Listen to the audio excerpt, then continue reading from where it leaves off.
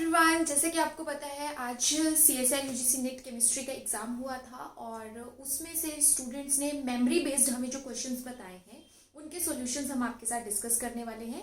और organic chemistry में हमें एक ये क्वेश्चन मिला है जिसमें पीके ऑर्डर पूछा गया था। तो इसके अकॉर्डिंग 3 यहाँ पे कंपाउंड दिए गए थे जिसमें आपको बताना था कि पीके का ऑर्डर क्या है।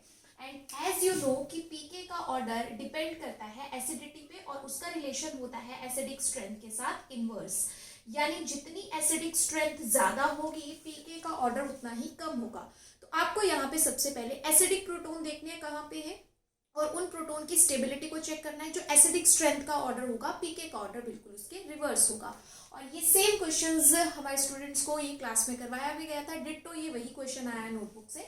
सो लेट्स स्टार्ट कि यहाँ पे हमें क्या करना था। दोनों कार्बोनिल के बीच का ये जो प्रोटोन है ये हमारे पास सबसे ज्यादा एसिडिक है, यहाँ पे भी ये एसिडिक है और यहाँ पे भी दोनों कार्बोनिल के बीच का प्रोटोन सबसे ज्यादा एसिडिक है। तो इट मीन्स प्रोटोन जैसे ही रिमूव होगा नेगेटिव चार्ज हमारे पास इस पोजिशन पे आएगा। और अब हमें इस नेगेटिव चार्ज की स्टेबलाइजेशन के बारे में ही देखना है कि कहाँ पे सबसे ज्यादा स्टेबल होगा वही सबसे ज्यादा एसिडिक रहेगा और जो सबसे ज्यादा एसिडिक है उसकी पीके वैल्यू सबसे कम।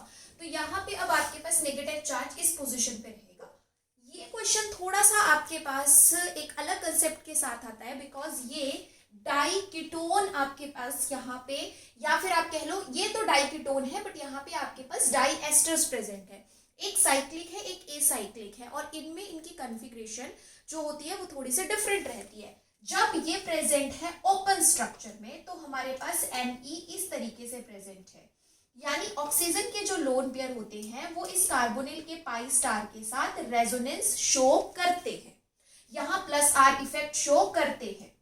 तो उसकी वजह से ये नेगेटिव चार्ज उतने अच्छे से स्टेबलाइज नहीं होता है कार्बोनिल के साथ जितने अच्छे से होना चाहिए। अब सेम कंसेप्ट अगर हम साइक्लिक वाले में एज्यूम करके चले कि होगा तो यहाँ नहीं होता है बिकॉज यहाँ पे ऑक्सीजन के लोन पेयर जहां प्रेजेंट है वो इस कार्बोनिल के पाई स्टार के बिल्कुल अपोजिट होते हैं, वो एक पैरेलल स्टीरियो में नहीं देखने को मिलते, जिसकी वजह से ये यहाँ पे अपना +R वाला इफेक्ट शो साइक्लिक वाले कंपाउंड में नहीं कर पाता है। और अगर साइक्लिक में +R नहीं करेगा तो इस ऑक्सीजन का सिर्फ यहाँ पे एक ही इफेक्ट काम करता है और वो है -I।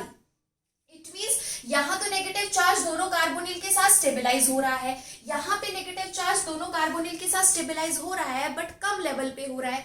क्यों? क्योंकि OMe के जो इलेक्ट्रॉन है वो कार्बोनिल के पाई स्टार के साथ अपना +R इफेक्ट शो कर रहे हैं, जिसकी वजह से यहाँ पे ये कार्बोनिल ऑक्सीजन के लोन पेयर के साथ भी बिजी है तो इस नेगेटिव चार्ज को उतने अच्छे से स्टेबलाइज नहीं कर पा रहा है, तो थोड़ी सी उसकी स्टेबिलिटी कम हो गई।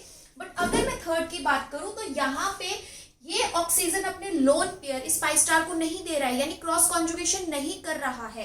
इट मीन्स इस नेगेटिव चार्ज को कंप्लीटली यहाँ कौन स्टेबलाइज करेगा? कार्बोनिल स्टेबलाइज करेगा, प्लस सेकेंड फैक्टर इसको जो यहाँ हेल्प कर रहा है वो दोनों ऑक्सीजन का -I, यानी यहाँ पे स्टेबिलिटी हमें दो तरह से मिल रही है, कार्बोनिल के साथ -R इफेक्ट और इस ऑक्सीजन के साथ -I इफेक्ट।